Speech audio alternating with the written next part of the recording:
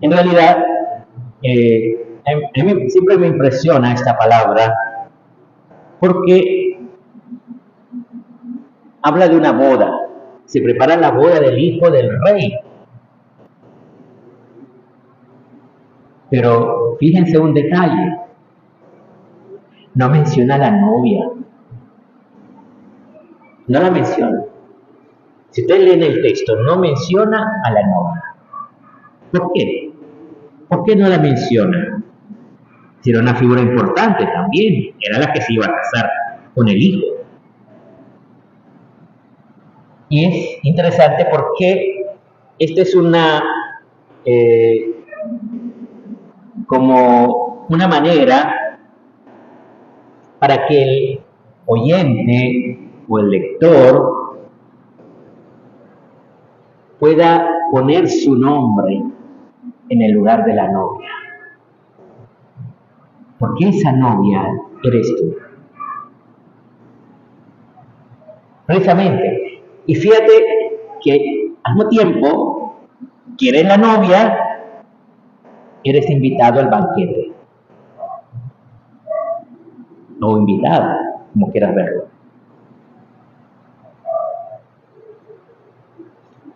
O sea, por un lado,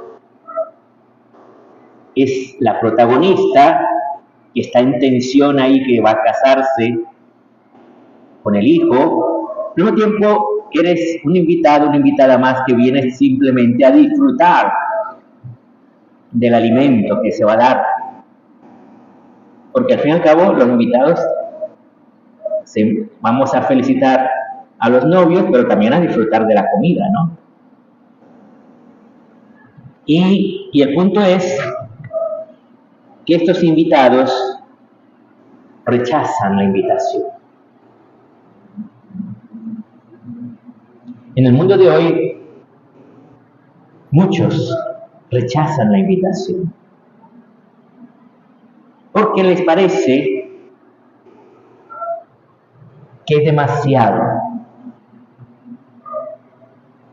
el tener que entrar en ese rol de ser la novia y ser el convidado. Cuando yo lo que quiero es hacer otras cosas, como estos. Querían hacer otras cosas. Uno se marchó a sus tierras, otro a sus negocios. Incluso hubo quienes echaron mano a los criados y los maltrataron hasta matarlos. Cuando alguien te invita a misa, o te invita a un retiro, o te invita a alguna actividad de la iglesia, o simplemente no le haces caso, o le llenas de improperios. No, yo no me quiero meter en esas cosas porque esa gente es terrible y no sé cuántas, y empiezas a hablar mal de la gente que está en la iglesia.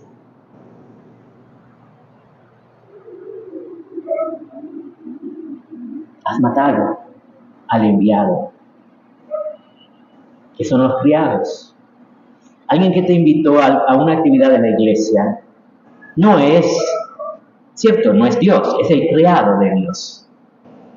Dios le ha enviado para invitarte. Y qué fácil lo matamos, qué fácil lo rechazamos. Y entonces dice que envió sus tropas que acabaron con aquellos asesinos. ¿Cuáles son esas tropas? O sea, hay que entender bien, porque dice montó en cólera, o sea, habla de la ira de Dios. ¿Qué es la ira de Dios? Ciertamente hay una ira de Dios.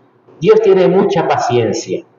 Dios nos ama, nos llama a conversión, nos envía personas que te hablen. Pero cuando alguien se empeña en vivir en pecado, o se empeña en no hacer caso, en no ir a la iglesia, en no escuchar la voz de Dios, entonces Dios, ¿qué hace? Deja que caiga la ira sobre él. ¿Pero qué es la ira? La ira no es que Dios te mande un rayo, o te mande un castigo, o te manda, qué sé yo, maldiciones, no. La ira de Dios es muy simple. Si ustedes ven el final del libro, me parece del libro de los Reyes, y allí dice que Dios envió a sus profetas al pueblo, pero cuando ya el pueblo ya no quiso escuchar, Dios desató su ira contra el pueblo. ¿Qué fue lo que hizo? Dejó que los enemigos entraran y destruyeran al pueblo y los llevaran al destierro.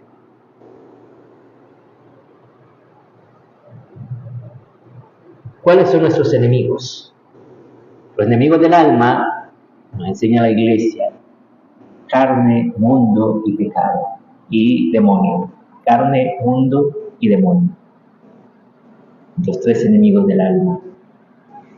Cuando tú o yo, sí, también el sacerdote, si no quiere oír la voz de Dios, porque nos puede pasar, porque también somos seres humanos, nos puede pasar a nosotros también. Si ustedes escuchan o se dan cuenta del pecado de un sacerdote, es por eso, es porque hay la ira de Dios. Porque nos podemos cerrar a la voluntad de Dios. Y entonces Dios te suelta de su mano. Te suelta. Mientras tú quieras ser agarrado de su mano, Él te sostiene, Él te ayuda, Él te lleva adelante. Pero una vez que tú dices, no, ya, déjame en paz, no quiero saber nada de usted. Yo quiero hacer lo que me da la gana. ¿Y a usted qué le importa? Pues sí, dice Dios, vete a pecar. Vete a pecar, haz lo que te da la gana. Claro que Dios es como ese padre que está ahí siempre mirando a ver cuando el hijo retorna arrepentido, siempre esperando, porque nos ama. Y entonces dice que Él envió a sus criados a los cruces de las esquinas, a los cruces de los caminos, dice, para que encuentren, y a los que encuentren los inviten a la boda. Y los trajeron a todos, malos y buenos. Fíjate, Dios llama a todos, malos y buenos. O sea, no es que tú puedas decir, no, es que yo soy tan malo, yo no puedo. A ti también te llama. O que tú te creas muy bueno, pues sí, también te llama. Te llama a entrar a este banquete. Pero hay un requisito en ese banquete. Hay una condición. Es el traje de fiesta. Fíjense qué interesante, porque yo me pongo a pensar, no sé, pónganse ustedes a pensar, esa gente que iba caminando por los cruces de los caminos, tal vez iban a un trabajo, iban a algo urgente, no sé qué, iban a visitar a alguien, y nadie se le ocurre decir, bueno, voy a llevar otro traje de fiesta por si acaso alguien me invita a una fiesta. ¿Quién se le va a ocurrir? Voy a llevar un traje de fiesta por si acaso. A nadie se le ocurre, normalmente. Y te cogen ahí desprevenido, te meten al banquete y entra el jefe de la casa, el rey. ¿Y dónde está tu traje? Pero ¿cómo? Si me acabas de traer de un cruce de camino, ¿cómo quieres que traiga un traje? Pues sí, hay un traje. Ese traje te lo da el mismo Dios, que es su naturaleza. Ese traje está simbolizado en la túnica bautismal. Es la naturaleza divina que Dios nos da en el bautismo. Nos da el traje y nos invita al banquete, que es la Eucaristía. Es más, esa Eucaristía es la fiesta de boda. O sea, aquí está el Señor porque se desposa contigo. ¿Saben ustedes? Nosotros, como miembros de la iglesia es la esposa de Cristo. La iglesia. O sea, todos nosotros, que somos el cuerpo de Cristo, hacemos al mismo tiempo esa novia, esa esposa de Cristo, que se desposa en cada Eucaristía con Jesús. Donde Jesús en cada Eucaristía hace el amor contigo. Verdaderamente porque se entrega a ti, penetra en ti. Fíjate qué inmenso esto de este amor de Dios. Por eso es interesante María Reina.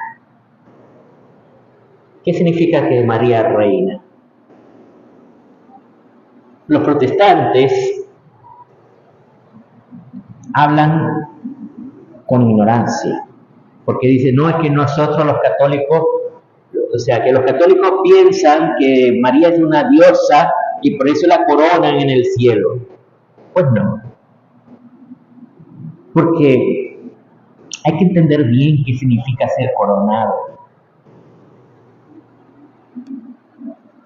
En la antigüedad no es lo que nos han enseñado en la escuela, que todos los reyes eran déspotas, que todos los reyes eran unos soberbios, insoportables. No es cierto. Cuando un rey era un soberbio insoportable, no era un verdadero rey, era un tirano. Porque no había entendido qué significa ser rey. El rey, en el tiempo de la cristiandad, era aquel que gobernaba al pueblo, dirigía al pueblo en los combates que eran necesarios hacer a veces, pero también gobernaba al interno. Por ejemplo, yo les invito a que vayan a ver las vidas de estos reyes, de San Fernando Rey, por ejemplo. San Fernando Rey, que vivió en la época de la cristiandad, del siglo XIII, en la época de el gran apogeo de la cristiandad. Este rey, aparte que erigió ciertas guerras, reconquistó terrenos que había dominado los árabes en España, pero también al gobernaba con justicia, gobernaba en favor de los pobres, gobernaba también construyendo iglesias para que la gente tuviera donde reunirse para alabar a Dios, para orar a Dios. Construyó por lo menos 2 catedrales en su reino. Ese es San Fernando Rey. Carlomagno promovió la educación en su tiempo, apoyado de los monjes, y escribió una carta a todos los monasterios, a todas las catedrales, pidiéndole que abrieran las escuelas a todo el mundo, que todos pudieran entrar en las escuelas, porque en esa época solamente, en los monasterios, por ejemplo, solo los monjes podían estudiar. En las escuelas, o sea, en las catedrales, solo los que iban a ser clérigos podían estudiar. Pero entonces Carlomagno le dice, por favor, estas escuelas ábranlas a todo el mundo, no solo a los que son clérigos, no solo a los monjes, a todos, que todos puedan tener educación. Eso hizo Carlomagno. Carlos V, por ejemplo, que quiso defender la unidad de la iglesia. Él hizo el Concilio de Trento para tratar de que los que estaban con los luteranos no se fueran de la iglesia. Al final no se logró, pero él impulsó el Concilio de Trento con esa finalidad. O sea, si ustedes ven, una corona no dice privilegios, o no dice que tú tengas que ser un pesado, un soberbio para mandar. No, el ser rey era una obligación que te daban. Ser coronado es una obligación que nosotros todos vamos a ser reyes. Porque dice en la Escritura que somos un pueblo de reyes. Has sido coronado, pero tu corona verdadera está en el cielo, porque la corona significa que tu vida sea gobernada por Dios en favor de los demás, para amar a los demás, que tu vida se entrega para, por ejemplo, interceder por los otros. ¿Ustedes qué creen? Que los santos están allá. Ay, bueno, ya tengo que descansar, ya no me importan los que están allá abajo. No es cierto. Es más, fíjate, si tu abuelita, si tus seres queridos están en el cielo, están orando por ti. No es que están simplemente allá dándose la gran vida y olvidándose de nosotros. Están intercediendo. Por eso, que María sea coronada, está mostrando una obligación que ella asume. Miren aquí, esta figurita